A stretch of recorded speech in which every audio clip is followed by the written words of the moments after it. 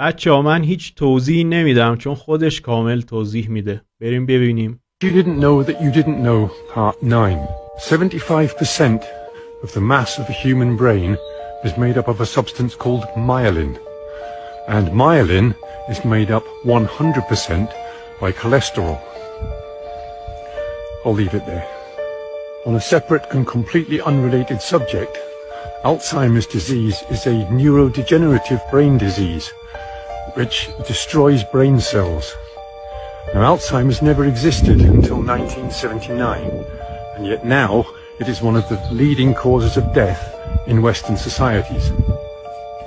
On a separate and completely unrelated subject, margarine was first invented in 1869 because Napoleon wanted a cheaper and longer-lasting fat for his armies to travel with.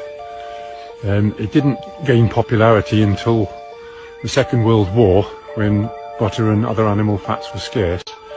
Grew in popularity in the 50s, but by the 70s, the animal fats in it had been replaced with vegetable oils. Because obviously animal fats contain saturated fat and a lot of cholesterol. So they wanted to offer a lower cholesterol alternative. I'll leave it there. On a separate and completely unrelated subject, margarine is one molecule away from being plastic. Now, as any chemist will tell you, one molecule can make a huge difference to the finished compound. Take ethanol and methanol, for example. One molecule difference, but very, very, very different results when ingested into the human body. Right? So I'll leave it there. On a separate and completely unrelated subject, a simple experiment to do at home is to take a slab of butter, a slab of vegetable margarine with no animal fats in, and a slab of plastic, and stick them all outside in your garden and have a look what happens.